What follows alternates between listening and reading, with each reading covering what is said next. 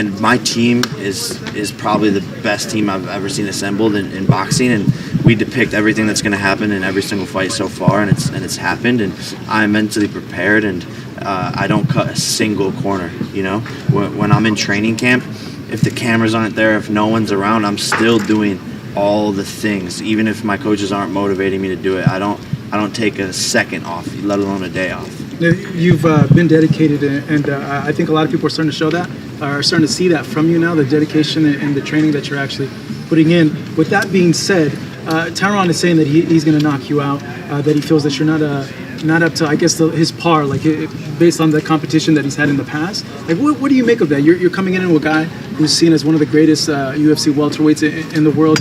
Obviously, this is like a good chance for you to prove people, like, hey, no, I can really fight amongst a guy who's a live dog in there.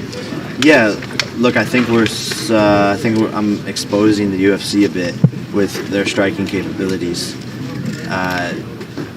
He's fought the best in the world in the UFC, but that's not boxing. You know, people think they're very similar sports, which they kind of are, but it's really like relating swimming to basketball. It's two very different things. Boxers are more efficient, more precise, more conservative with their energy. You know, scoring points. It's just a completely different ball game, and a lot of people don't really understand that. They just take it at face value, which is this is a fight.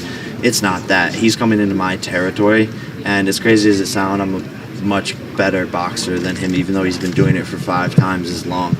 And yes, he's fought Kamaru Usman. Yes, he's fought Gilbert Burns, but that's not Jake Paul.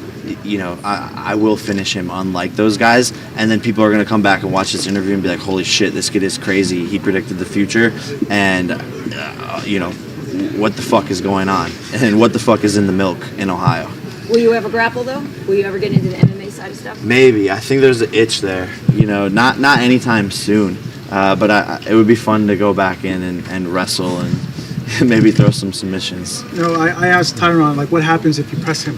You're the bigger guy. You have a lot of physical advantages in the fight. And he says, you know what, I kind of do expect him, but is that more advantageous for you to press someone like him, to smother him so he can't get his punches off on him? Yeah, I'm coming out hot.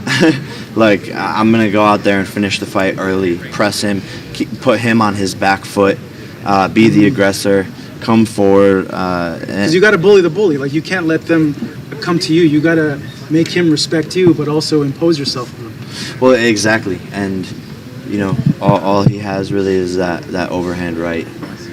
So I'm fighting a one-trick pony.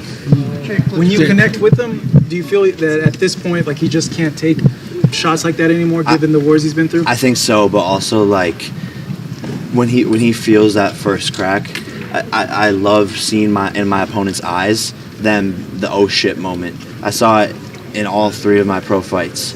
That holy shit, this kid can crack. I saw it in Ben Askren's eyes. We start going out there in the first round, pop, pop, boom, and he's like, I see it in his eyes. He flies back and he's like, oh my god, I'm fighting the fucking animal. And then boom, he's on the canvas 10 seconds later. So it's gonna be a rude awakening for him. The tattoo, do you think he'll go through with it, Jake? I think he might bitch out. Yeah, a couple more minutes up here with Jake. Jake, can you tell me more about you wanting to fight Canelo in 3 years? Yeah. Look, if Billy Joe Saunders, who fights like a wild chicken, can go in there and get a payday and fight Canelo and last that many rounds, or Yildirim, the Turkish warrior, can go in there and last 3 rounds, 9 minutes. The guy, Yildirim, didn't throw a single fucking punch. I'm a much better fighter than both of those boxers, and I'm bigger, faster, stronger, more athletic. So if those guys can go in there and hang in there with Canelo, can Jake Paul in 3 years go 12 rounds with him and beat him? We'll see. We'll see. Don't put it past you, because remember, you all were the same people that laughed 18 months ago when I said, oh, I'll fight Conor McGregor, and no one thought it was possible. And now it's like, look at it, he can't even beat a 155-pounder. So it seems as if I'm predicting the future, and I think Jake Paul versus Canelo, not only is it a smart business decision, but I will perform better than the Yildirim Turkish warrior who couldn't even throw a fucking punch. Jacob. The first one, you just kind of heard it, then just started the I'll beat your ass kind of chant. This time he thought about it a lot, and you kind of called out like, man, this guy doesn't have confidence. Did you see that both times? Is that the reaction you got from that? He's talking so much until the bets come out. You know, he's saying he's going to beat me. He's saying he's going to knock me out. Then all of a sudden it's like, bet your money, silence. Okay, bet a tattoo, silence. Asking the crowd if he should do it. He showed his hand, you know, and I think I'm in his head. You know, I think the pressure will get to him, and the pressure will crack him. This is the biggest fight of his life, and there's hundreds and hundreds of MMA fighters who are counting on him to knock me out, and I don't think he's ever dealt with pressure like that before. Randy Couture came out, Hall of Fame UFC fighter, and he was saying, he was like, man, if it has to be Jake Paul, the one that makes the noise about the money and the pay scale, then so be it. You know, he's kind of the guy to hold the mantle. How important is that to you to really better the pay for these guys? It's very important. You know, Goldman Sachs just came out with a study that UFC fighters get 10% of their earnings that the whole UFC gets. You know, other leagues like the NBA, the NFL, they get 50%. Fighters are putting their life on the line. Chris Weidman snapping his shin in half.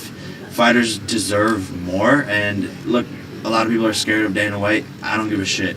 He's out there, I said it 10 seconds ago, he's out there bragging about winning $7 million on blackjack while his fighters are starting GoFundMe pages. So something needs to change. The fighters are the content. The fighters are the ones that are making the show. And I think the fighters just deserve more.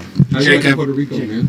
Puerto Rico's the best. There have been, I've heard people say Jake Paul's got this message about fighter pay, but maybe you're not the right person. You're the wrong person with the right message. What would you say to people who think that you're not exactly the right spokesman to be speaking for UFC fighters? I'm not a spokesman.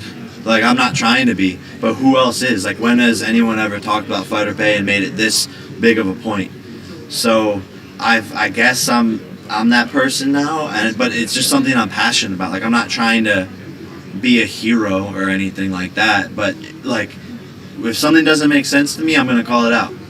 You took action with the Sarah Alpert GoFundMe. Is there any other action or anything you would do to help make actual change with fighter pay? I think it's just talking about it and making it a point and giving other fighters and challenging other fighters to talk about it as well. And also, you know, things like this, like big movements like that, don't happen or don't change overnight. It's going to take years and years of consistency to actually see a difference.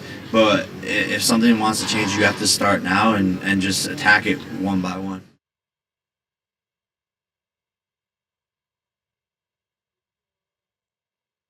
GlobalX is a legal technology business, and we use DocuSign for